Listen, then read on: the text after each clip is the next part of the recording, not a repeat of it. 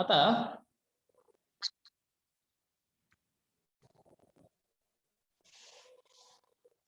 एक एक्झाम्पल आपण बघितलं होतं की ज्यामध्ये इफ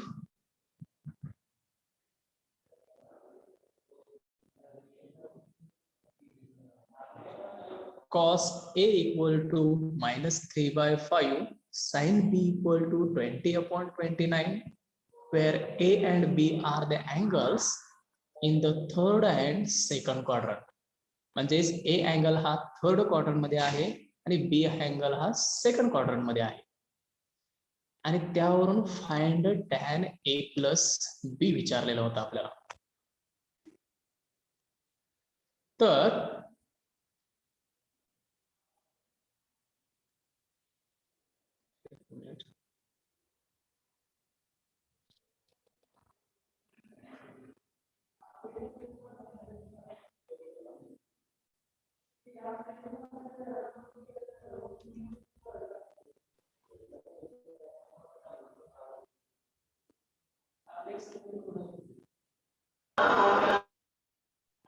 माईक बंद करा.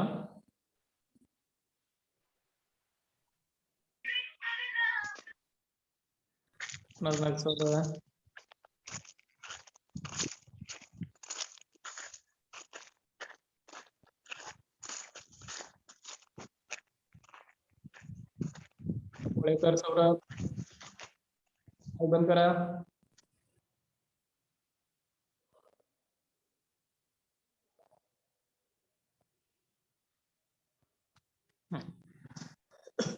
कॉस ए आणि साइन बी च्या व्हॅल्यू दिलेल्या आहेत आणि आपल्याला विचारलंय tan A plus B.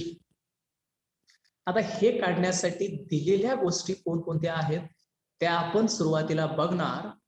Cos A ची व्हॅल्यू दिली आहे, साइन बी ची व्हॅल्यू दिली. आता ए ह्या अँगल साठी एक ट्रिअँगल काढायचा 90 डिग्री अँगलचा. बी ह्या अँगल साठी एक 90 डिग्री अँगलचा ट्रिअँगल काढायचा आणि त्यानुसार आपण दिलेल्या व्हॅल्यूवरून बाकीचे रेशो फाइंड आउट करता येतात. आता कशा पद्धतीनं इथं बघा, कॉस ए ची व्हॅल्यू आपल्याला दिलेली आहे -3/5. कॉस ए ची व्हॅल्यू -3/5. मग मी एक 90 डिग्री अँगल ट्रिअँगल काढला की ज्यामध्ये इथं जो ए अँगल आहे तो ए नोटेशन दिलं, ते आपण सकाळी बघितलेलंच आहे. कॉस ए अँगल वरून आपल्याला कॉस ए काढायचं आहे. तर कॉस ए ची व्हॅल्यू काय असते? फॉर्म्युला आपला ऍडजसंट साइड अपॉन हायपोटेनस. हा, ऍडजसंट साइड अपॉन हायपोटेनस असते. मग यामध्ये ऍडजसंट साइड कोणती आहे? तर ए ला जोडून असणारी ही साइड आहे. हायपोटेनस कोणता आहे? ही आहे. मग या दोन व्हॅल्यू आपल्याला या फॉर्म्युलीवरून इथल्या मिळतात. जसे की कॉस ए म्हणजे -3/5 दिलेला आहे equal to adjacent side upon hypotenuse दिलेला आहे. याचाच अर्थ वरची जी व्हॅल्यू असेल ती ऍडजसंट साइडची व्हॅल्यू झाली कम्पेअर केलं तर, आणि खालची व्हॅल्यू कशाची झाली? हायपोटेनसची झाली. या व्हॅल्यू घेताना मात्र त्या दोन्ही पॉझिटिव्ह व्हॅल्यूज घ्यायच्या. जसं की ऍडजसंट साइड म्हणून याला 3 व्हॅल्यू घेतली, इथली 3 व्हॅल्यू इथं घेतली, आणि हायपोटेनसची व्हॅल्यू किती असेल याच्यावरून? 5. म्हणजे फॉर्म्युला यूज करून आपण ते ट्रिअँगल व्हॅल्यू दोन्हीही साइडचे लेंथ आपल्याला लिहिता आले. आता कोणती व्हॅल्यू आपल्याला माहिती नाहीये? ही व्हॅल्यू आपल्याला माहिती नाहीये. 3 आणि 5 आपल्याला दिलेल्या कंडिशनवरून माहिती झालं होतं. मग ही तिसरी व्हॅल्यू जर काढायची असेल तर आपल्याला ऍक्च्युअल मध्ये तो पायथागोरसचा थेरम असतो. या दोन साइडच्या स्क्वेअरची बेरीज ही हायपोटेनसच्या स्क्वेअर बरोबर असते. कोणत्या दोन साइड्स? ही एक साइड, ही एक साइड, या दोन्हीच्या स्क्वेअरची बेरीज ही कर्णाच्या वर्गा एवढी असते, म्हणजे हायपोटेनसच्या स्क्वेअर एवढी. आणि तेच आपण इथं फाइंड आउट करतोय. ही व्हॅल्यू आपल्याला ऍक्च्युली माहिती नाहीये, तिला मी एक्स म्हटलं, तर त्याच्यावरून आपल्याला खालची व्हॅल्यू जर काढायची असेल तर x square equal to formula तयार होतो, हा 5 चा स्क्वेअर मायनस ही जी 3 स्क्वेअर व्हॅल्यू आहे ती जर राईटला घेतली तर 3 चा स्क्वेअर होते. आणि हे कॅल्क्युलेट जर केलं तर एक्स स्क्वेअर इक्वल टू आपल्याला काय मिळतंय, 25 वजा 16 तरी 9 16 मिळालं एक्स स्क्वेअरची व्हॅल्यू. आणि आपल्याला व्हॅल्यू पाहिजे एक्स ची. मग दोन्ही साईडचं जर स्क्वेअर रूट घेतलं तर आपल्याला काय मिळतं मग 4. आणि या पद्धतीनं हे एक्स इक्वल टू 4 आपण फाइंड आउट केलेला आहे. ती व्हॅल्यू म्हणजेच आपली इथली व्हॅल्यू मिळाली. मग ही जी 4 व्हॅल्यू, या 2 व्हॅल्यू वरून आपल्याला तिसरी व्हॅल्यू मिळाली. म्हणजे आता ट्रायंगलच्या तिन्ही साइड आपल्याला माहिती झाल्या. आणि 3 साइड जर माहिती असतील तर साइन, कॉस, टॅन, कॉट, सेक, कोसेक 6च्या 6 रेशो आपल्याला लिहिता येतात. त्याचे आपल्याला फॉर्म्युले आहे वरती, बेसिक फॉर्म्युले. महत्वाचं आपल्याला हे 3 साइड आपल्याला मिळवणं गरजेचं होतं, ते आपल्याला याच्यावरून मिळालं. आता जसं ए अँगल जो आहे तो कॉस ए वरून आपण रेशो मिळवला, तसंच आता इकडं बी अँगल आहे बघा, बी चा काय दिलेला आहे आपल्याला, साइन बी रेशो दिलेला आहे 20/29. इथंही मी राईट अँगल ट्रायंगल काढला या पद्धतीनं. जो राईट अँगल ट्रायंगल आहे, बी अँगल इथं लिहिला, बी अँगल या ठिकाणी, आणि त्याच्यावरून आपल्याला ते साइड काढायचे. मग साइन बी म्हणजे काय असतं, साइन बी म्हणजेच ऍडजस्टंट साइड ऑफ हायपोटेनस असतं का दुसरं असतं, ऑपोजिट साइड ऑफ हायपोटेनस. हा, अपोजिट साइड अपॉन हायपोटेनस असतं. Opposite side upon hypotenuse. म्हणजेच बंद करा, या दृष्टीनं आपल्याला अपोजिट साइड जी असेल ती वरची मिळाली. किती व्हॅल्यू मिळाली, 20.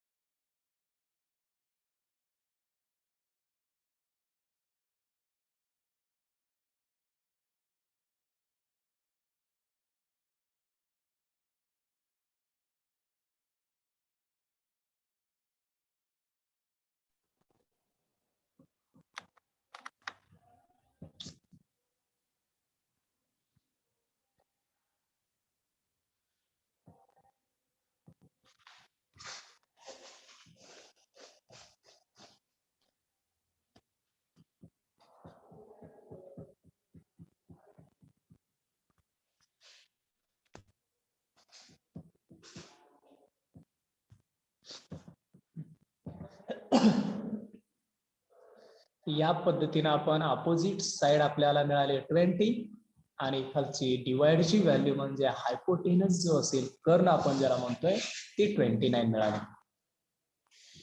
म्हणजे दिलेल्या रेशोवरून आपल्याला या ट्रायंगल मधल्या साइड काढता आल्या. जसं की बीच्या अपोजिट साइड म्हणजे इथं असते, ही व्हॅल्यू 20 झाली आणि ही झाली 29. म्हणजे या 2 व्हॅल्यू आपल्याला मिळाल्या त्या रेशोवरून दिलेल्या. मग तिसरी व्हॅल्यू आपल्याला काढता येईल का, खालची जी व्हॅल्यू येते, हो सर. काढता येईल. आपला जो पायथागोरसचा थेरम आहे त्यानुसार आपण तिसरी व्हॅल्यू यामध्ये फाइंड आउट करू शकतो. जसं की मी इथं लिहितो 29 चा स्क्वेअर इक्वल टू 20चा स्क्वेअर प्लस दुसरी जी व्हॅल्यू आहे तिला y म्हणतो खालच्या व्हॅल्यूला y स्क्वेअर. मग 29चा स्क्वेअर मायनस 20चा square equal to y square मिळालं. आणि y स्क्वेअर ची व्हॅल्यू मग काय मिळते? ही स्क्वेअरची सबट्रॅक्शन केल्यानंतर 41. 441. बघा 29 स्क्वेअर मायनस 20 स्क्वेअर हे टाका डायरेक्ट सबट्रॅक्शन, तुम्हाला y स्क्वेअर इक्वल टू 441 मिळेल. आणि दोन्ही साईडचं जर स्क्वेअर रूट घेतलं तर आपल्याला y ची व्हॅल्यू मिळेल जी इथं आहे 21. म्हणजेच हा सुद्धा जो ट्रिअँगल आहे याच्याही व्हॅल्यू आपल्याला मिळाल्या, तिन्ही साइड मिळाल्या. एक हायपोटेनस 29 आहे, दुसरी साइड 20, ऍडजसंट साइड 21 आहे. या पद्धतीने आपल्याला ह्या तिन्ही व्हॅल्यू मिळाल्या. लक्षात आलं दोन्ही ट्रिअँगलच्या तिन्ही साइड कशा आल्या ते? सर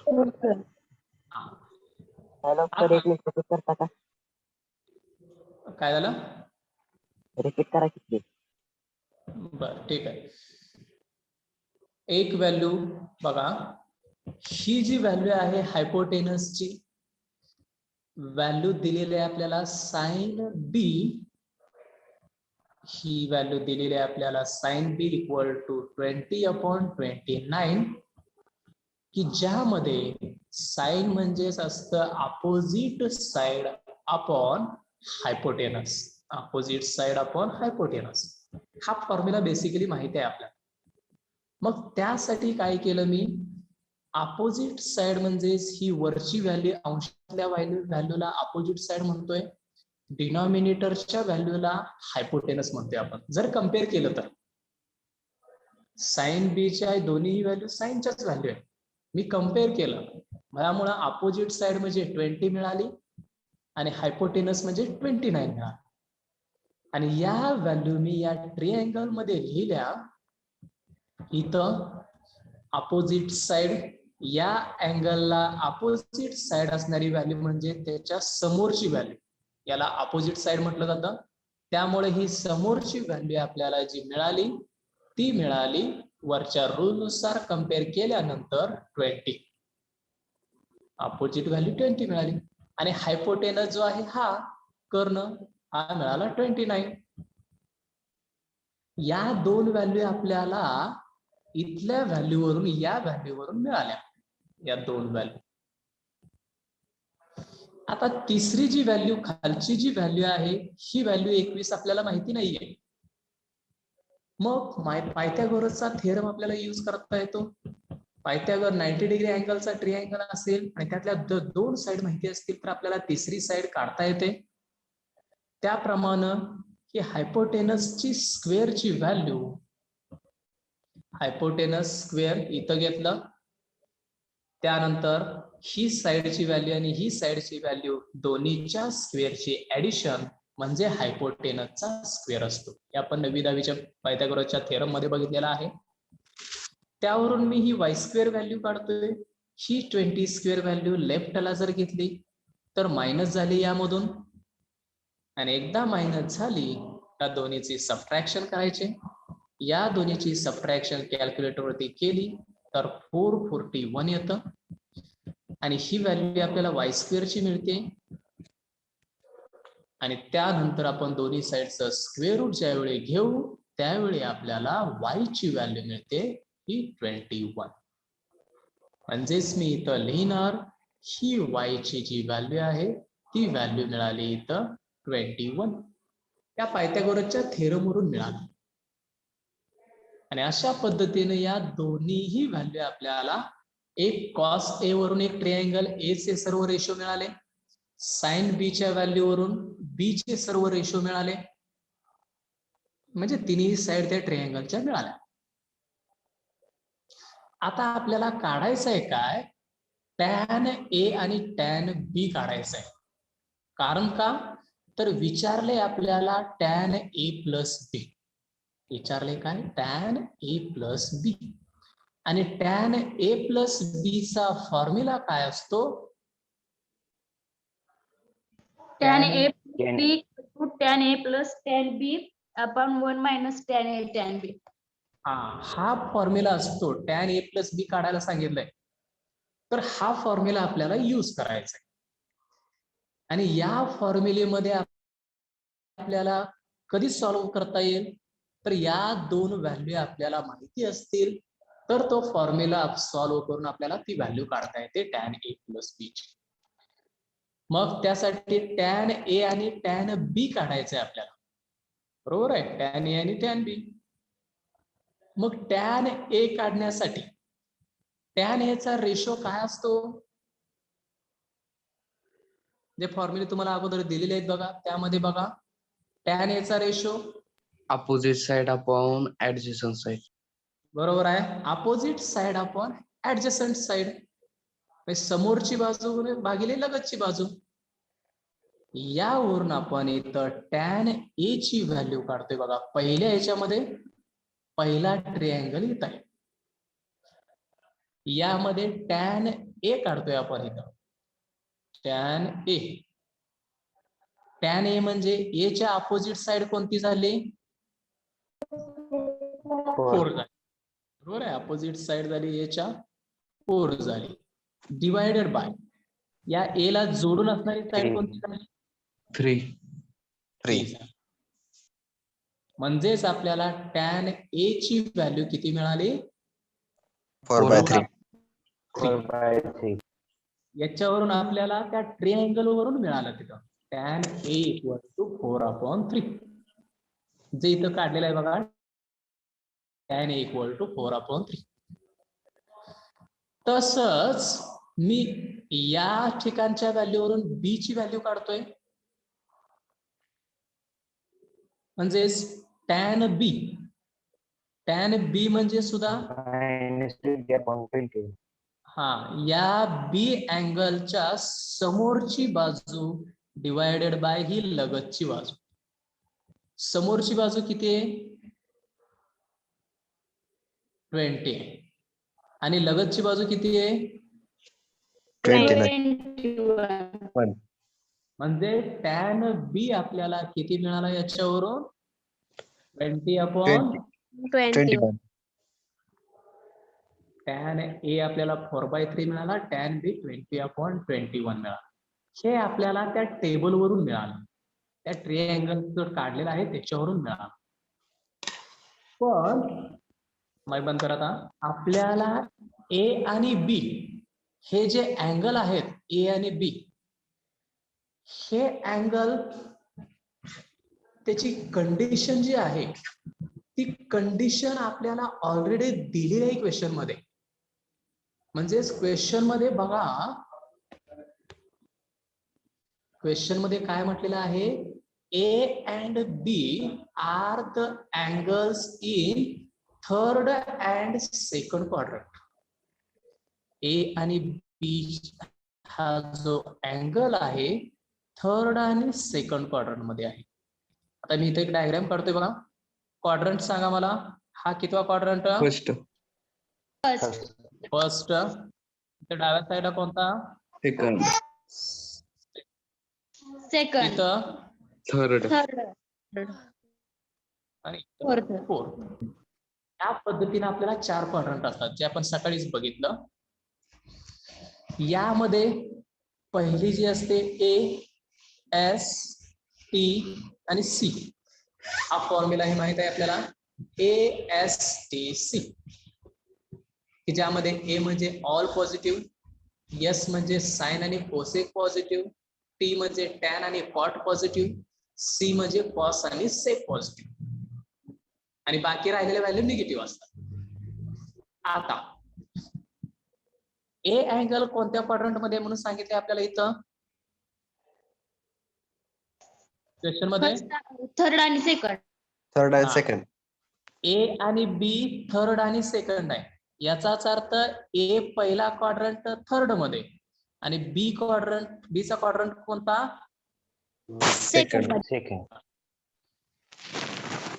क्वाड्रंट मध्ये असणार कुठेतरी, B एकाच क्वाड्रंट मध्ये असणार. टॅन दिले म्हणजे दोन्ही एकाच क्वाड्रंट मध्ये नाहीये. A क्वाड्रंट पहिल्यामध्ये असणार, थर्ड मध्ये असणार, B हा सेकंड मध्ये असणार. म्हणजेच ए अँगल जर घेतला तर आपल्याला ए अँगल वरून थर्ड क्वाड्रंट मध्ये हा अँगल मिळालाय ए अँगल हा थर्ड क्वाड्रंट मध्ये. मग थर्ड क्वाड्रंट मध्ये काय पॉझिटिव्ह असतो? tan tan आणि cot. Cot positive. आपल्याला व्हॅल्यू आपण काही कशाची काढली आहे? टॅन चीच काढली, टॅन ए चीच काढली. मग टॅन ए ची व्हॅल्यू जी 4/3 काढली ती व्हॅल्यू आपल्याला पॉझिटिव्ह घ्यायची आहे का निगेटिव्ह घ्यायची आहे? हो इथं मग Positive. पॉझिटिव्ह. म्हणजे दिलेल्या अँगलच्या त्या क्वाड्रंटच्या स्ट्रक्चर वरून आपल्याला ती व्हॅल्यू पॉझिटिव्ह घ्यायची का निगेटिव्ह घ्यायची हे ठरतं. आपण ए आणि बी आता जो टॅन काढलेला आहे तो जनरल ह्याच्यामध्ये झाला. तो अँगल आपल्याला कुठं आहे हे आपल्याला अजूनही माहिती नव्हतं. त्यामुळे जनरल टॅन ए ची व्हॅल्यू 4/3 मिळाली. पण आता मात्र एक्झॅक्टली ए आपल्याला थर्ड क्वाड्रंट मध्ये माहिती आहे म्हणून तो पॉझिटिव्ह झाला. म्हणजे त्या व्हॅल्यूवरून टॅन ए ची तर व्हॅल्यू फायनल व्हॅल्यू झाली. टॅन ए म्हणजे 4/3 झाला. लक्षात आलं? टॅन ए मिळाला. आता टॅन ए नंतर आता आपल्याला घ्यायचं आहे व्हॅल्यू टॅन B. बी ची व्हॅल्यू. टॅन बी इथं सी.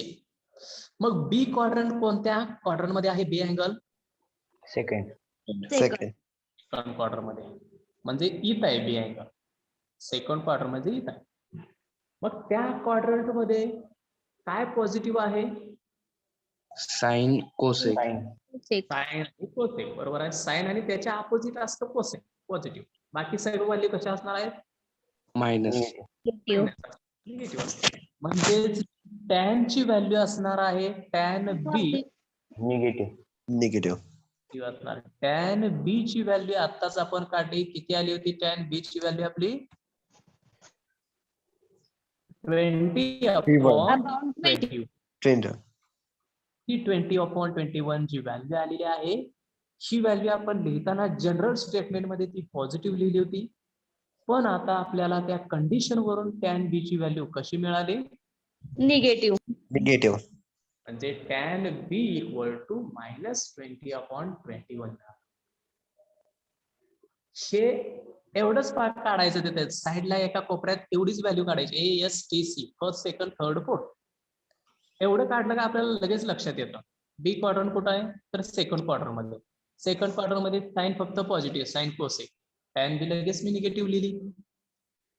तसंच ए अँगल कुठं आहे? तर थर्ड क्वार्टर मध्ये. थर्ड क्वार्टर मध्ये आहे तर तिथे व्हॅल्यू टॅन कशी आहे? पॉझिटिव्ह आहे. लगेच टॅन मी खाली टॅन करता येईल का आपल्याला लगेच? हो सर. फक्त हे टेबल तेवढं लक्षात ठेवायचं. एक्स ऍक्सिस वाय ऍक्सिस छोटं काढायचं एका साईडला. तिथं जरी क्वेश्चन मध्ये सुद्धा काढलं तरी आन्सर पेपर मध्ये चालतं आपल्याला. ASTC x axis y axis pen काढायचं, पेटी वगैरे युज करायचं नाही, लगेच काढायचं. ASTC first second third fourth. झालं. एवढं काढलं का आपल्याला लगेच ते कोणतीही व्हॅल्यू आपल्याला असेल ती काढता येते. आणि तेच आपल्याला इथं खाली दिलंय बघा. ह्या व्हॅल्यू काढल्यानंतर टॅन ए टॅन बी झाल्यानंतर त्याच व्हॅल्यू आपल्याला फायनल नाहीये. तर as a is third quadrant मध्ये आहे, ए आणि बी इज सेकंड क्वार्टर मध्ये आहे. त्यामुळे मी खाली लिहिल्या फायनल व्हॅल्यू त्यांच्या टॅन ए पॉझिटिव्ह लिहिली व्हॅल्यू आणि इकडं टॅन बी कशी लिहिली? निगेटिव्ह. त्या अँगलच्या स्ट्रक्चर वरून लिहिली. आणि आता मी फॉर्म्युला यूज करतो. Tan A plus B equal to tan A plus tan B upon 1 - tan B हा फॉर्म्युला की ज्यामध्ये टॅन ए ची आत्ताच व्हॅल्यू काढलेली आहे ती व्हॅल्यू टाकली. टॅन ए म्हणजे टाकलं 4/3, बी म्हणजे टाकलं -20/21, इथंही टाकलं, इथंही टाकलं. चारही ठिकाणी टॅन ए आणि टॅन बी च्या व्हॅल्यू टाकल्या. आणि एकदा व्हॅल्यू टाकल्यानंतर आपलं रेग्युलर सिम्प्लिफिकेशन करायचं. रेग्युलर म्हणजे क्रॉस मल्टिप्लिकेशनच्या अगोदर हे प्लस मायनस करून घेऊया. इथं आतमध्ये मायनस, इथं मायनस आहे ब्रॅकेटच्या आत आणि इथं प्लस आहे. ब्रॅकेट काढून टाकायचं असेल तर प्लस इंटू मायनस मध्ये काय होईल? इथं मायनस.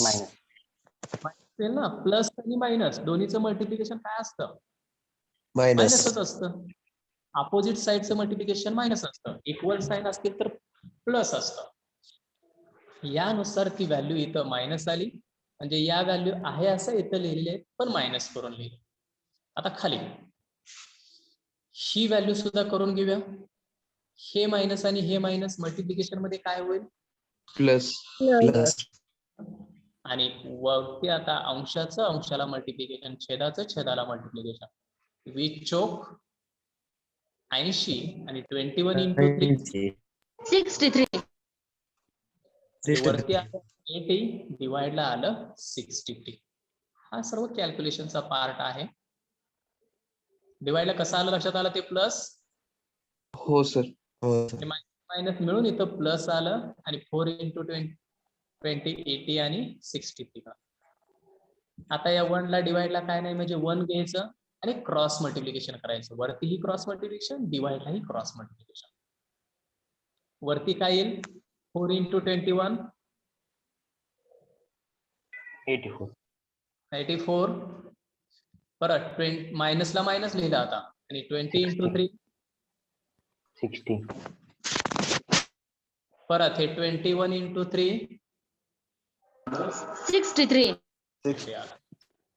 तसंच खालची व्हॅल्यू काढूया cross multiplication. 1 into 3 63 80 into 1 80 80 divided by 63 into 1 म्हणजे 63 63. आता दोन आहेत Cancel. कॅन्सल होतील. वरती 84 मायनस 60 किती येईल व्हॅल्यू? 24. 24/143 24/1 हेच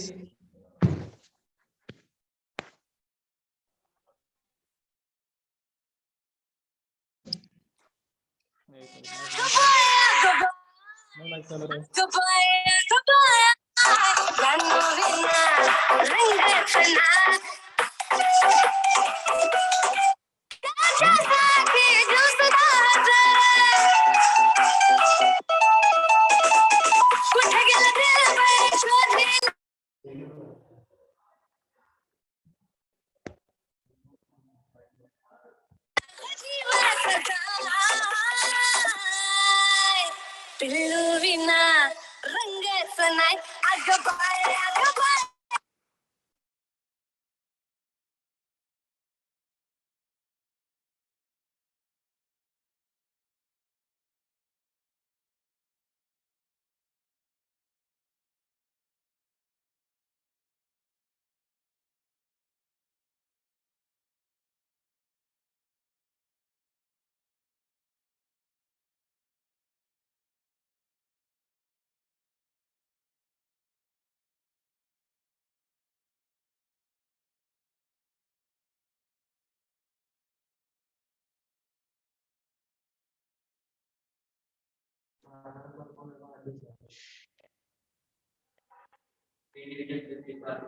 एक मिनिट.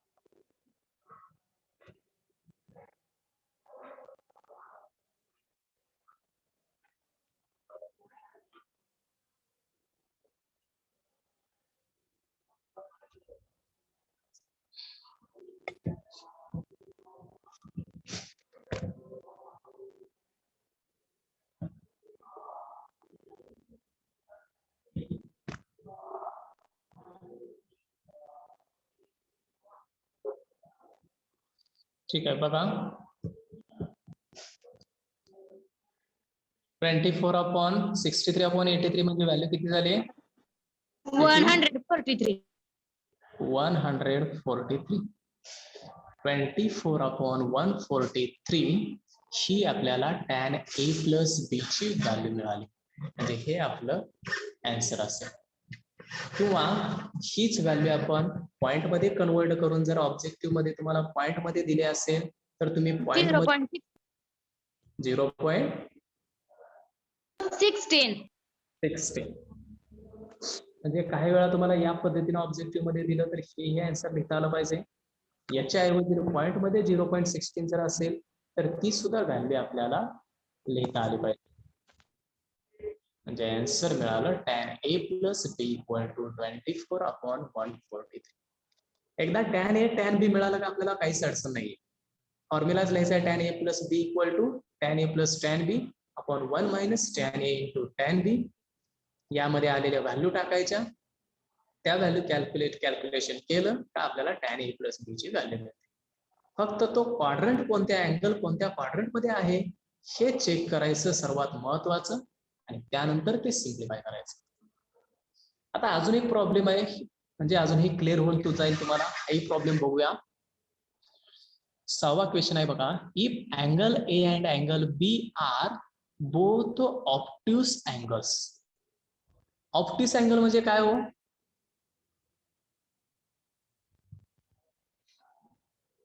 अँगल ऑब्ट्यूस कशाला म्हणतो एक ऍक्यूट अँगल आणि दुसरा अँगल ऑब्ट्यूस असतो विशाल कोण म्हणजे 90 पेक्षा जास्त हा जो 90 आणि 180 डिग्रीच्या मध्ये असतो त्याला आपण ऑब्ट्यूस अँगल म्हणतोय विशाल कोन म्हणतो आणि जो 0 आणि 90च्या मध्ये असतो त्याला ऍक्यूट अँगल अँगल म्हणजे हे विशाल कोन आहेत ऑब्ट्यूस अँगल म्हणजेच तो ऍक्च्युली कोणत्या क्वाड्रंट मध्ये असेल हो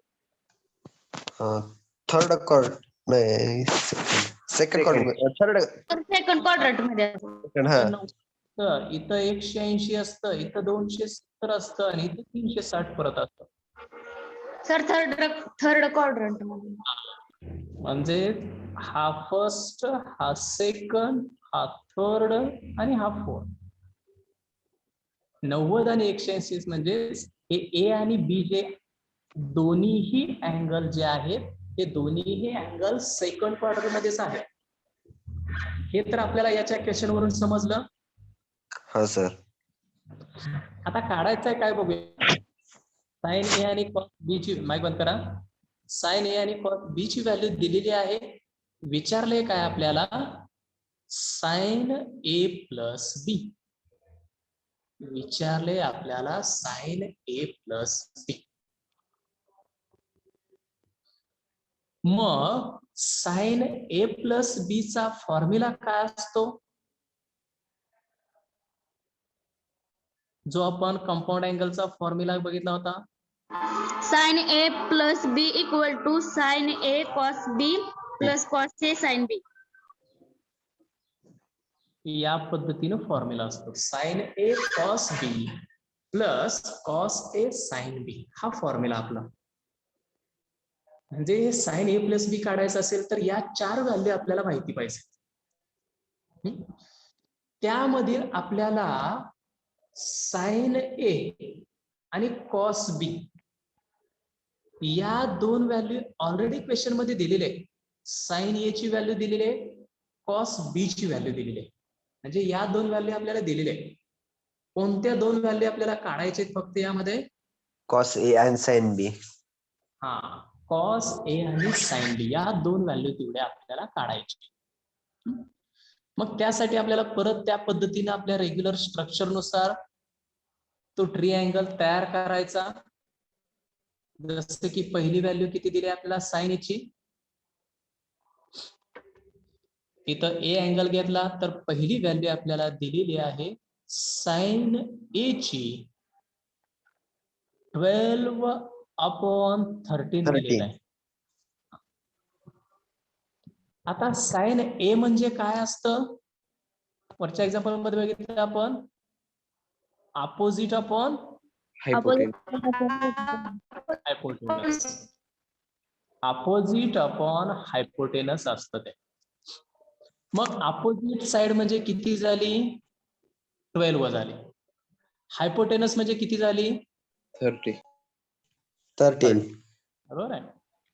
म्हणजेच इथं लिहिलं बघा, हा ट्रिअँगल काढला मी, 90 डिग्री ट्रिअँगल तयार केला, ए लिहिला आणि दिलेल्या या ए वरून त्या ट्रिअँगलच्या स्ट्रक्चर वरून हा रेशो जो दिला होता त्याच्यावरून मला अपोजिट साइड त्याची 12 मिळाली, हायपोटेनस 30 मिळाली.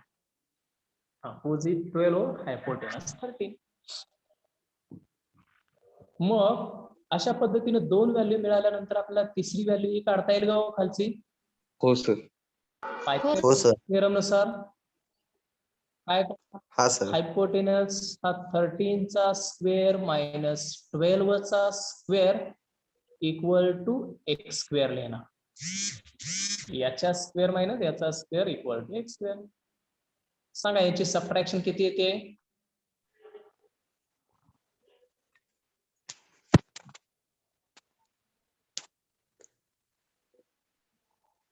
5. एक्स इक्वल टू आपल्याला 5 मिळते. पायथागोरसचा थेरम फक्त यूज करायचा आहे. 13 चा स्क्वेअर मायनस 12 चा स्क्वेअर मी डायरेक्ट लिहिलं आणि इक्वल टू एक्स स्क्वेअर, आणि एक्स स्क्वेअर इक्वल टू 25 आलं तर एक्स ची व्हॅल्यू 5 मिळाली. म्हणजेच ही खालची व्हॅल्यू जी आहे ती 5 मिळाली आपल्याला. यातल्या तिन्ही साइड संपल्या. हा सर. आता दुसरा रेशो कोणता दिलाय बघूया. कॉस बी इक्वल टू -4/5 दिलेला आहे. कॉस बी दिलेला आहे आपल्याला -4/5. इथं लिहितो मी कॉस बी इक्वल टू -4/5. मग कॉस बी म्हणजे काय असतं? Adjacent side upon hypotenuse. Okay, adjacent side upon hypotenuse. मग ऍडजसंट साइडची व्हॅल्यू किती झाली? 4 झाली. निगेटिव्ह साईन घ्यायचं नाही आपल्याला. ऍडजसंट साइड किती झालं? बी ला, हे बी ला ऍडजसंट साइड म्हणजे ही झाली 4 झाली, आणि हायपोटेनस किती झाला? 5. 5. ऍडजसंट साइड आणि हायपोटेनस त्याचे मिळाले 4 आणि 5. मग याच्यावरून ही व्हॅल्यू काढता येईल का? ही व्हॅल्यू माहिती नाहीये, ती व्हॅल्यू काढायची आपल्याला. काय करणार? त्या 5 चा स्क्वेअर मायनस 4 चा स्क्वेअर करायचं, इक्वल टू वाय स्क्वेअर म्हणायचं. 16 9 25 मायनस 16 9 9 आणि 3 जर घेतलं तर 3. Y equal to 3. हा, y इक्वल टू 3 मिळाली. म्हणजे इथंही आपल्याला 3 साइड मिळाल्या. मग आणि आता मग आपल्याला कोणकोणत्या 2 व्हॅल्यू फाइंड आउट? इथं tan ची व्हॅल्यूची गरज नाही आपल्याला. आपल्याला व्हॅल्यू पाहिजे या फॉर्म्युलेनुसार वरच्या ह्या व्हॅल्यू पाहिजे. कॉस ए आणि साइन बी पाहिजेत व्हॅल्यू. कॉस ए आणि साइन बी. मग या ट्रिअँगलच्या स्ट्रक्चर वरून मला सांगा कॉस ए ची व्हॅल्यू.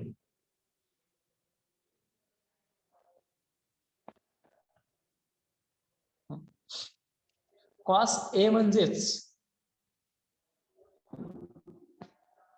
काय असतं? कॉस एचं ऍडजसंट साइड आपण निगेटिव्ह पॉझिटिव्ह ते परत बघू. ऍडजसंट साइड अपॉन हायपोटेनस असतं, बरोबर आहे? हायपोटेनस. हो सर. मग ऍडजसंट साइड याला कोणते हो? याला 5. 5. त्याला अपॉन काय असेल? 13. 13. म्हणजे कॉस ए ची व्हॅल्यू काय मिळाली आपल्याला? 5/13. 5/30. 5/13. तसंच साइन बी ची ही व्हॅल्यू काढूया. साइन बी ला काय असतं? Opposite upon hypotenuse. Opposite 3 आहे आणि हायपोटेनस किती आहे? 5. 5. म्हणजे Sin sine B equal to 3/5. Cos A झाला 5/30, साइन बी झाला 3/5. आता याच व्हॅल्यू फायनल म्हणून घेणार का आपण? हो, नाही. नाही घेणार. आपल्याला कंडिशन दिले ए आणि बी ची काय, तर ते ऑप्टिव्स अँगल्स आहेत आणि ऑप्टिव्स अँगल म्हणजे ते सेकंड क्वाड्रंट मध्ये आहे. आणि सेकंड क्वाड्रंट मध्ये दोन्हीही व्हॅल्यू कशा असतात वरती आपण बघायचंय बघा. इथं आपण तयार केलेलं आहे. सेकंड क्वाड्रंट मध्ये ए, एस, टी आणि सी. सेकंड क्वाड्रंट मध्ये काय पॉझिटिव्ह असतं मग? साइन आणि कोसेक. साइन आणि कोसेक पॉझिटिव्ह असतात. मग त्यातली आलेली व्हॅल्यू साइनची जी असेल ती पॉझिटिव्ह लिहायची आणि कॉस जी असेल ती कशी लिहिणार? निगेटिव्ह. म्हणजेच मी इथं पहिली व्हॅल्यू कॉसची आहे बघा, ती व्हॅल्यू 5/13 ऐवजी तिथं काय लिहिणार? -5/13. बरोबर आहे. आणि साइन बी काय लिहिणार? 3/5. 3/5. लिहिणार. साइन पॉझिटिव्ह आहे तिथं, फक्त कॉस आलं तर ते निगेटिव्ह आहे. त्यामुळे आपल्याला इथं व्हॅल्यू मिळाल्या बघा. कॉस ए इज -5/13 आणि साइन बी इज 3/5. म्हणजे ट्रिअँगल वरून आलेल्या व्हॅल्यू त्या क्वाड्रंटच्या स्ट्रक्चर वरून आपण त्या बदलल्या आणि यानुसार या फायनल व्हॅल्यू झाल्या त्याच्या. आता एकदा का अशा 4 व्हॅल्यू मिळाल्या का आपला फॉर्म्युला लिहायचा. Sine A plus B equal to, ही व्हॅल्यू काढायला सांगितली आपल्याला. Sine A cos B plus cos A sine B हा फॉर्म्युला. चारही व्हॅल्यू आता आपल्याला माहिती आहे. 2 व्हॅल्यू क्वेश्चन मध्ये दिल्या होत्या, 2 व्हॅल्यू आता काढलेल्या आहेत आपण. त्या चारही व्हॅल्यू इथं पुटअप केल्या मी. सर्व व्हॅल्यू, चारही व्हॅल्यू सबस्टिट्यूट करायच्या आता आणि सिम्प्लिफिकेशन. -56/65. ओके,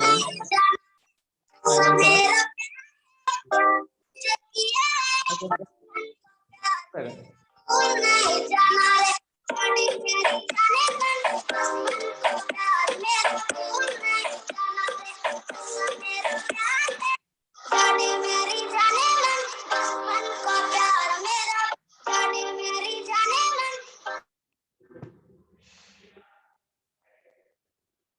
iPhone 12 ती 12 त्याने टाकला असेल रे, असा विषय नाही.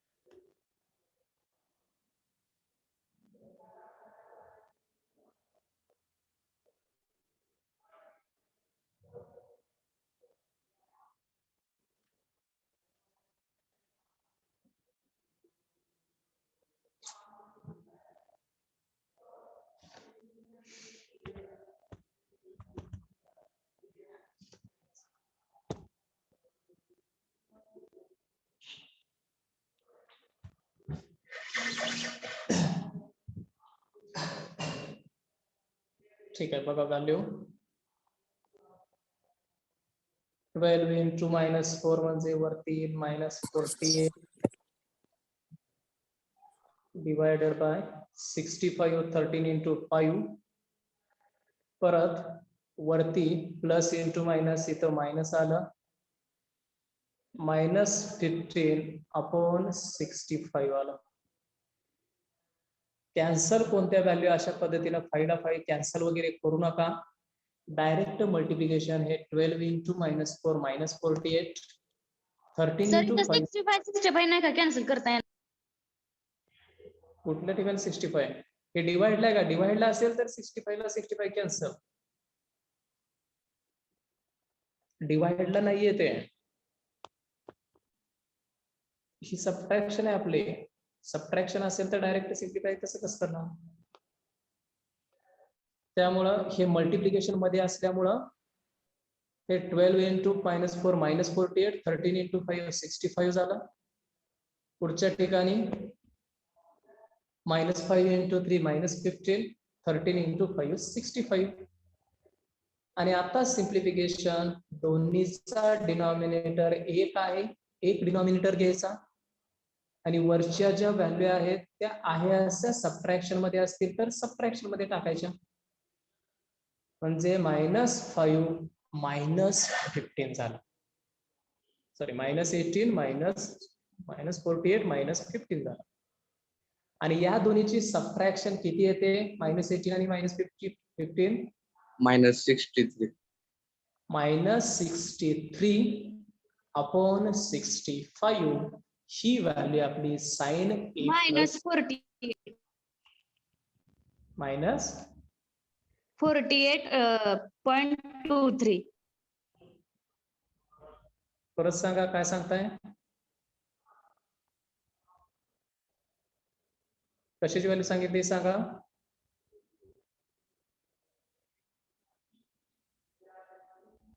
या दोन्हीची सबट्रॅक्शन केल्यानंतर आपल्याला -48 आणि -53 हे -63 मिळालं. खाली 63 हे आपल्याला व्हॅल्यू मिळाली -63/65. हे आपलं आन्सर असेल. आलं लक्षात? दोन्ही एक्झाम्पल. हो सर. स्ट्रक्चर काढायचं, दोन ट्रिअँगल काढायचे. ए अँगल वरून तिन्ही साइड मिळवायच्या पायथागोरसच्या रूल नुसार, बी अँगल वरून तिन्ही साइड मिळवायच्या पायथागोरसच्या ट्रिअँगलच्या फॉर्म्युलेनुसार. आणि त्यानंतर 3 व्हॅल्यू मिळाल्यानंतर ए आणि बी अँगल कोणत्या क्वाड्रंट मध्ये आहे हे घ्यायचं. तो क्वाड्रंट जर सेकंड क्वाड्रंट असेल तर साइन कॉस कोणता पॉझिटिव्ह आहे निगेटिव्ह त्याच्यावरून त्या फायनल आलेल्या व्हॅल्यू ज्या आहेत त्या घ्यायच्या. आणि एकदा का फायनल व्हॅल्यू आल्या का आपण फॉर्म्युला यूज करायचा, त्या फॉर्म्युलेमध्ये व्हॅल्यू टाकायच्या, त्याला आन्सर येईल. त्यानुसार आपल्याला ते सिम्प्लिफाय करता येईल. लक्षात सर्वांच्या? हो सर. हो सर. आता काही एक्झाम्पल मी इथे करतोय बघा. पहिले एक्झाम्पल आहे कॉस 105चं. 105 ला मला कॅल्क्युलेशन सांगायचं लगेच. कोणत्या दोन अँगलची ऍडिशन असेल 105?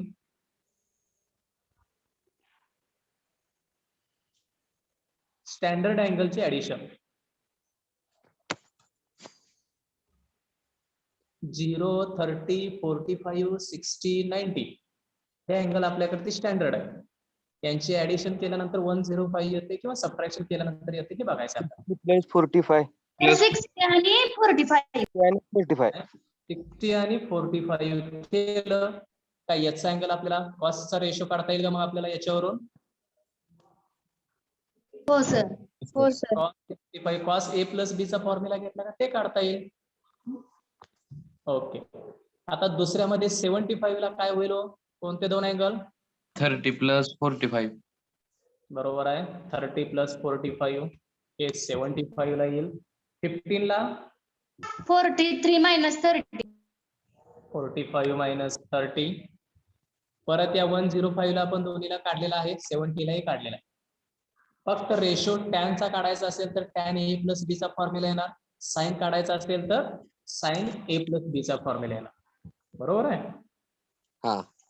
या पद्धतीने अँगल एकदा मिळाले तर आपल्याला दोन्ही साईडला टॅन असेल तर टॅन घ्यायचा, फॉर्म्युला यूज करायचा. त्यानुसार आपल्याला हा पहिला क्वेश्चन सॉल्व्ह करता येईल. सर्वांनी तो सॉल्व्ह करायचा. दुसरा क्वेश्चन बघा. tan 85 minus tan 40 upon 1 plus tan 85 into tan 40.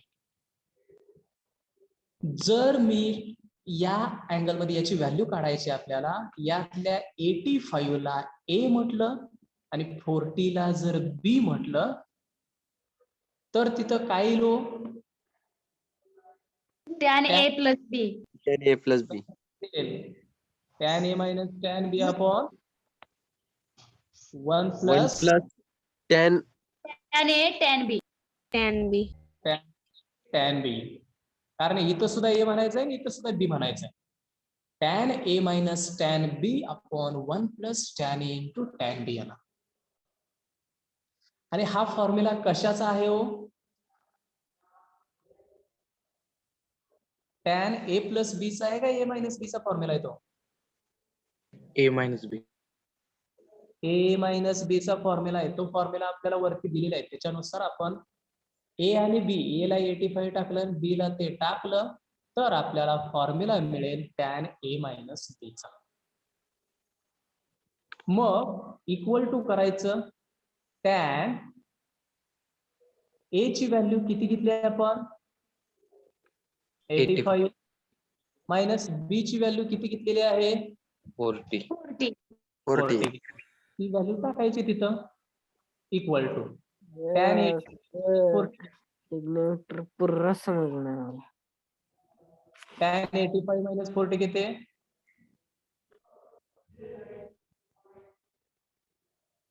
या दोन्हीची 45.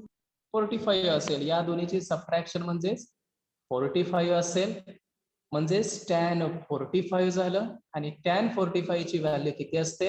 1. 1 असते. म्हणजेच हे जे विचारलेलं आहे याची व्हॅल्यू आपल्याला 1 मिळाली. जे विचारलेलं आहे त्याची व्हॅल्यू आपल्याला 1 मिळाली. बघा परत एकदा वाटल्यास.